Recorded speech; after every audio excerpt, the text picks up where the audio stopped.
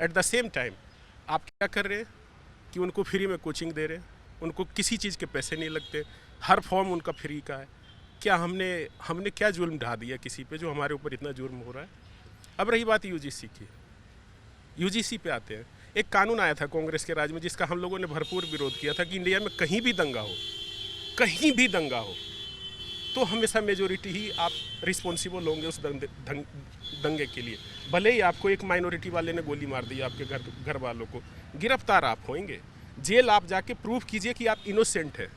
तो जहाँ मेजोरिटी होना क्या पाप था उस समय, जो कानून India Sonia Gandhi and team ला रही थी, और वही कानून यूजीसी में लाया है। आपके यूनिवर्सिटी में कुछ भी हो गया, किसी ने भी एक गलती कर दिया तो क्या गलत सवर्न कास्ट होगा? क्या गलती है? हम पैदा हो गए सवर्न कास्ट में, हमारी क्या गलती है? क्या करेंगे? तो आजादी खत्म कर ही दी। क्या करेंगे? मतलब उस कानून में हमने क्या किया? अगर गलती कर रहा है एक SC ST कास्ट वाला, आप जिम्मेदार ठहरा रहे हैं अब सवर्न कास्ट वाले को, क्यों भाई? बिना जांच पड़ताल के होना नहीं चाहिए जांच पड़ताल। हमारा संविधान हमको अधिकार देता है कि हर चीज़ का जांच पड़ताल होना चाहिए। क्यों नहीं कर रहे हो आप? ऐसा क्यों थोप रहे हो आप? अरिस्टोक्रेट हो क्या आप? क्या बनना चाह रहे हो? देश को किस दिशा में? मैं ये कह रहा हूँ, मैं अभी आपसे बात करने से पहले बात कर रहा था, मैं भी मानता हूँ कि यूजीसी के कुछ प्रावधान अटपटे हैं, मतलब उसकी कोई ज़रूरत नहीं थी। और अगर कुछ है तो शिकायत करने वाले को, जिसके खिलाफ शिकायत हो रही है, उसको भी कुछ रेमेडीज़, मतलब उसके लिए भी कुछ अधिकार होने चाहिए। दूसरी बात, सज़ा का भी प्रावधान जो है वो होना चाहिए था उसके अंदर। सज़ा का किसको? जिसने गलत शिकायत की। तो हाँ, ये भी होना चाहिए था। तो ये कुछ चीज़ें उसमें ऐसी हैं, लेकिन अभी भी देखिए, ये जो परिस्थितियों का निर्माण हुआ यूजीसी का, वो आप केस जानते हैं, रोहित वेमुला और दूसरे पर।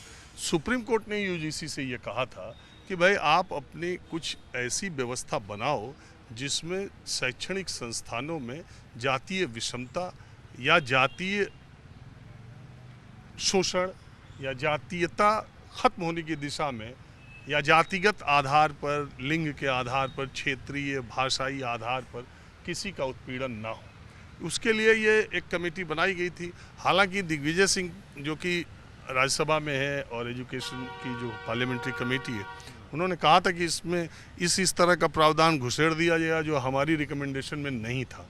इन्हीं सब कारणों को लेकर सुप्रीम कोर्ट ने अभी उसको स्टे किया और सरकार ने कहा है, सरकार ने भी अभी सुप्रीम कोर्ट में हाल ही में कहा कि हम उस पर विचार कर रहे हैं, उसको देखने। ऐसी परिस्थितियों में अभी इस आंदोलन को करना सिर्फ ये बताता है कि आप कोर्ट का इंतज़ार करे बगैर सरकार से ये चाहते हैं कि इसको रोल बैक कर लिया जाए। ठीक है सर, दिग्विजय सिंह कमेटी का जिक्र किया आपने और यूजीसी सुप्रीम कोर्ट का जिक्र किया आपने। सुप्रीम कोर्ट ने बोला कि कुछ ऐसा कानून लाइए कि जातिगत विसंगतियां दूर हो जाए। इसमें विसंगतियां दूर कहाँ आ रही है? इसमें तो आपने विसंगति और डाल दिया। आपने बोला कि हर चीज के लिए सवर्ण ही जिम्मेदार है। ये तो और बढ़ा दिया आपने। मैं आपको अपनी बात कहता हूँ, मेरे 2 छोटे छोटे बच्चे हैं। मेरे बच्चे अभी तक ये नहीं जानते कि वो किस कास्ट के हैं, लेकिन वो जब थोड़ा बड़ा होंगे तो उनको पता लग जाएगा कि वो सवर्ण है और उनके साथ भेदभाव होगा।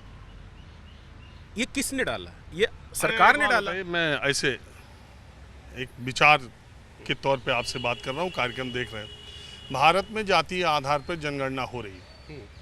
जब जनगणना के रिजल्ट आए मोटे तौर पर जातीय आधार पे आ जाएंगे, तो क्या आप मानते हैं एक ऐसी व्यवस्था होनी चाहिए कि 100% पोस्ट, पढ़ाई की सीटें सब जनसंख्या के आधार पर सबको आरक्षण दे दिया जाए। जिसकी जितनी आरक्षण संख्या आएगी उतनी भागीदारी दे, उसको उतनी ही नौकरियां दे दी जाए। मेरे हिसाब से ये गलत है। मेरे हिसाब से ये बिल्कुल गलत है। आप कहते हैं कि मैं 2047 तक विकसित भारत बनाना चाहता हूँ। आप कहते हैं, सरकार कहती है कि 2047 तक विकसित भारत बनाना है। ऐसे बनेगा क्या विकसित भारत? मैं ये भी मानता हूँ इंडिया में पारसी कम्युनिटी है, आप जानते ही होंगे। पता नहीं कितने % होंगे, 0.25 भी नहीं होंगे इंडिया की जनसंख्या। और इंडिया की इकोनॉमी में शायद उनका भागीदारी 20-25% का होगा। जो इंडिया का वेल्थ होगा, शायद भी देखते रहिएगा, वेल्थ होगा उसमें शायद उनका 20-25% की भागीदारी होगी। कभी नहीं मांगते वो अपने लिए रिजर्वेशन, और कभी नहीं कहते कि मैं 0.25% हूँ तो मेरे को किसी चीज़ में भागीदारी दो। मेरे हिसाब से मेरिट बेस्ड, सब कुछ मेरिट बेस्ड होना चाहिए। सर सेम मेरिट आएगी कैसे? मेरिट तो सर इंडिया के हिसाब से। सुनिए, आप जयपुर कहाँ रहते हैं? दिल्ली रहते हैं सर। आप दिल्ली रहते हैं, आपका बेटा जहाँ पढ़ता है और दूर दराज उत्तर प्रदेश, बिहार या उड़ीसा या छत्तीसगढ़ के दूर दराज दलित या अनुसूचित जनजाति का, ट्राइबल का लड़का जहाँ पर पढ़ता है, उसके पढ़ाई लिखाई, उसके स्कूल की व्यवस्था, और यहीं के सरकारी स्कूलों की व्यवस्था और प्राइवेट स्कूलों की व्यवस्था देख लो, तो वो मेरिट आएगी कैसे? सर मैं इसका जवाब देता हूँ आपको, एक सेकंड सर, इसका जवाब देता हूँ। मैं सरकारी स्कूल से पढ़ा लिखा हूँ। मैं जब सरकारी स्कूल पढ़ता था तब का एजुकेशन स्टैंडर्ड और अब का एजुकेशन स्टैंडर्ड क्यों चला गया नीचे, उसके पीछे जिम्मेदार कौन है? नाम नहीं लूँगा, नेता लोग हैं। इंडिया में जितने प्राइवेट स्कूल्स चलते होंगे उसका 50 से 60% नेताजी चलाते हैं। नेताजी जब अपनी फसल नहीं उगाएंगे। अब समय खत्म हो रहा सर। आपने जो भी बोला कि दूर दराज SC ST है, सर उस दूर दराज में स्वर्ण का भी लड़का है। हाँ, और अभी आपने जो बोला कि जिसकी जितनी संख्या भारी उसकी जितनी हिस्सेदारी, मैंने मान लिया सर। एक एग्जाम के लिए 100 में से 90 नंबर चाहिए। हाँ, अगर कोई ST ST समुदायों दूर दराज के इलाकों में, यही मैं आपको भी बताना चाह रहा हूँ, किसी भी गांव में चले जाइए, किसी भी गांव में चले जाइएगा, आपको रेयर हिंदुस्तान में, खास करके उत्तर भारत में मैं कह सकता हूँ, रेयर कोई दलित, कोई शेड्यूल ट्राइब 100 बीघे का, 150 बीघे का, 200 का काश्तकार मिलेगा।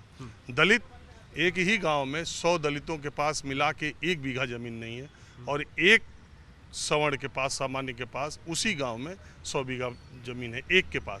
तो ये वो सुनिए, वो देखिए, ये तो आप लोग जिस बात आप लोग जिस बात को कर रहे हैं, हम उसके जो दूसरा तर्क दिया जाता है, क्योंकि हमारे में पैनल डिस्कशन नहीं है कि इधर पक्ष खड़ा कर लें, इधर विपक्ष खड़ा कर लें, तो इसलिए मुझे दूसरे पक्ष की भी बात करनी पड़ेगी। मैं टोटली एग्री हूँ कि वहाँ पे जमीन ज़्यादा सोने के पास है, इसलिए हम कह रहे हैं कि इनकम बेस पे होना चाहिए। तो अगर इनकम बेस में वो दलित, वो ज़्यादा गरीब है तो उनको ज़्यादा मिल जाएगा, अगर स्वर्ण ज़्यादा कम गरीब है तो उनको कम मिलेगा। देखिए, हमने आपसे बात की, लोकतंत्र में मैं मानता हूँ कि संवाद होना चाहिए और सार्थक संवाद होना चाहिए। कोई भी ऐसी चीज नहीं है जिसका रास्ता बातचीत हो सकता है, बातचीत होके कोई और अच्छा रास्ता निकले। अभी तक जो बातें आई हैं उसमें और भी अच्छा रास्ता निकले, संवाद होना चाहिए। मैं तो UGC गाइडलाइंस के बारे में बोलता रहा हूँ कि उसमें बहुत सारी चीज़ें ऐसी है जो नहीं होंगी। सर मुझे एक चीज़ का बताइए, मैंने अभी जो बताया कि अगर मान लो किसी पोस्ट के लिए 100 में से 90 नंबर चाहिए, हाँ, अगर उस पोस्ट के लिए 20% आरक्षण SC ST को है, अगर उस ST ST में से कोई भी बंदा वो 90 नंबर नहीं ला पा रहा है, तो आप उसमें से कैसे सिलेक्ट करोगे? आप एक मिनट, आप बोल चुके, आप कई आंदोलन में दिखते हो, इसलिए आपको कतई मौका नहीं दूंगा। आप बोल चुके, हाँ, मैं चेहरे पहचानता हूँ। मैं केवल एक ही लिबर्टी एक ही जगह के लोगों को देता हूँ खास, वो है कॉफ़ी होम, क्योंकि वहाँ मजबूरी है कि ऐसे विषयों पर जाता हूँ। हाँ, तो वहाँ जो कई लोग, लेकिन बाकी जगहों पर हम रिपीट नहीं करते, तो आप अन्यथा एक मिनट रुकिए, आप हमारे कार्यक्रम में एकादों में बोल चुके हो, और जब आंदोलन जंतर मंतर पर होता तब दिखते हो। आप एकदम सर हमारा यही बोलना, हमारा 1 मिनट है, लास्ट 1 मिनट है सर, हमारा यही बोलना है कि एक बार इसको रिफॉर्म करो, इसको रिवाइव करो। अगर 80 साल से भी मतलब एक IPS के बेटे को दोबारा क्यों सर रिजर्वेशन मिले? अगर वो IPS बन चुका है या IAS बन चुका है तो वो सक्षम हो चुका है, क्रीमी लेयर में आ जाते हैं, वो सक्षम हो, लेकिन मिलता है ना रिजर्वेशन, हटता तो नहीं है ना उनके यहाँ से सर, उनके साथ नहीं हटता ना सर, वो उसके बेटे को मिलेगा, उसके बेटे को मिलेगा, क्यों मिलेगा सर? बिल्कुल आपने मुझे सही किया, हाँ बिल्कुल सही किया, क्रीमी लेयर OBC में SC ST में। जैसे मेडिकल में देखें, -40 नंबर लाने वाला डॉक्टर के पास कोई नेता नहीं जाएगा सर, कोई भी नेता अपना इलाज करवाने नहीं जाएगा, वो हमेशा उसके पास जाएगा जिसके। इसीलिए आप कहाँ से हैं? एक मिनट, दिल्ली से ही हूँ सर मैं। राजस्थान में एक जाति है मीणा, तो जो रिजर्वेशन का फायदा उनको मिला है, उससे उस पूरे देश में उतना फायदा किसी को नहीं मिला। मैं कई जगह, हाँ मैंने सही कहा ना, मीणा लोगों को जो फायदा मिला देश में, वो दूसरा किसी को नहीं मिला, जितने मीणा IAS IPS है। हाँ, तो बहुत सारे लोग कहते हैं जो मीना है, और वो अभी टीचर बने हैं, काफ़ी बने हैं। अभी इसी आंदोलन में आए, मैं इधर से यहाँ इधर आंदोलन में आया था, देखने आया था। दिल्ली में एक सेंट्रल यूनिवर्सिटी है, क्योंकि बहादुर शास्त्री नेशनल संस्कृत यूनिवर्सिटी, वहाँ पे आप जाएंगे, प्रोफेसरों को देखोगे तो लगभग मीणा मिलेंगे आपको, प्रोफेसर। तो चलिए, मैं माफ़ी चाहता हूँ क्योंकि आप लोग देर से आए और मेरे कार्यक्रम का समय खत्म हो गया। माहौल क्या हमें बस आज इतना ही। अगले एपिसोड में किसी दूसरे मुद्दे पर, जनता जिन मुद्दों पर सड़क पर रहेगी और मुझे दिखाई देगा तो वो लेकर हाजिर होऊंगा। कैमरामैन उमेश सिंह के साथ राजीव रंजन, News 24 दिल्ली।